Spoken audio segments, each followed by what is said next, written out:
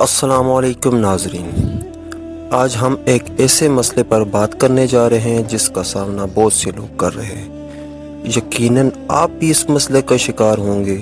جی ہاں، تو آپ کو انشاءاللہ اس مسئلے کا حل ضرور نکال کے دوں گا۔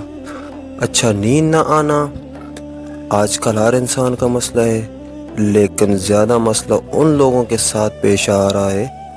اچھا چلیں، وہ ہم ساتھ ساتھ مسئلے کا حل نکالتے جائیں گے، ایسے آپ کو آسانی سے سمجھ آئے گی۔ ویڈیو آخر تک ضرور دیکھیں تاکہ آپ کی یہ مشکل ختم ہو کہ آپ کو نیند نہیں آتی، کروٹیں بدلتے رہتے ہیں، دماغ پر سکون نہیں ہوتا، صبح جب آپ اٹھتے ہیں تو تھکن محسوس ہوتی ہے۔ اسلام ہمیں ہر مشکل کا حل سکھاتا ہے، چاہے وہ جسمانی ہو یا روحانی۔ نیند نہ آنا کچھ اسلامی وجوہات اور آسان علاج موجود ہیں جن پر عمل کر کے انشاءاللہ سکون والی نیند حاصل کی جا سکتی ہے۔ چلے اب ہم نیند نہ آنے کی کون سی اسلامی وجوہات ہیں ان پر بات کر لیتے ہیں۔ سب سے پہلے زیادہ فکر مندی اور ذہنی دباؤ۔ جب انسان دن بھر پریشان رہتا ہے، مستقبل کی فکر کرتا ہے یا مسائل کے بارے میں زیادہ سوچتا ہے تو دل اور دماغ پر سکون نہیں رہتا، اس وجہ سے نیند متاثر ہوتی ہے۔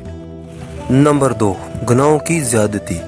اسلامی تعلیمات کے مطابق گناہ انسان کے دل کو بے چین کر دیتے ہیں۔ جب دل بے سکون ہو تو نیند بھی متاثر ہوتی ہے، اس لیے توبہ اور استغفار بہت ضروری ہے۔ نمبر 3، موبائل کا زیادہ استعمال کرنا۔ آج کل بہت سے لوگ سونے سے پہلے موبائل استعمال کرتے ہیں، جس کی وجہ سے دماغ متحرک رہتا ہے اور نیند متاثر ہوتی ہے۔ نمبر 4، سونے سے پہلے ذکر اور دعا نہ کرنا۔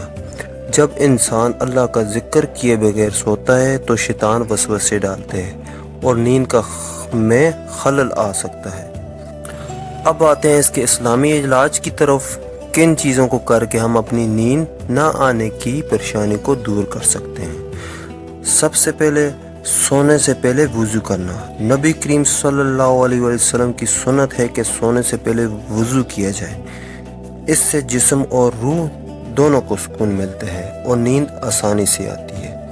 نمبر 2، سونے سے پہلے یہ دعا پڑھیں، اللہم بسمک آموت و احیا۔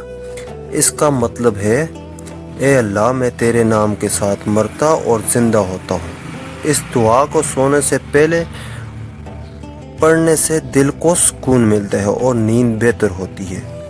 نمبر 3، 33 مرتبہ یہ تسبیح پڑھیں، سبحان اللہ 33 بار، الحمدللہ 33 بار، اللہ اکبر 34 بار۔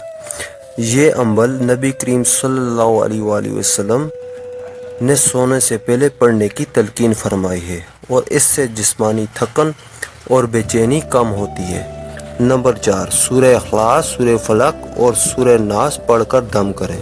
سونے سے پہلے یہ 3 صورتیں پڑھ کر اپنے ہاتھوں پر دم کر لیں اور پورے جسم پر پھیل لیں۔ یہ عمل حفاظت اور سکون کے لیے بہت مؤثر سمجھا جاتا ہے۔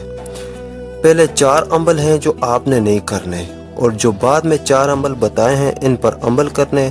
انشاءاللہ آپ دیکھیں گے کیسے آپ کی یہ پریشانی دور ہوتی ہے۔ دعاؤں میں یاد رکھیے گا۔ ملتے ہیں اگلی ویڈیو میں، تب تک کے لیے اللہ حافظ۔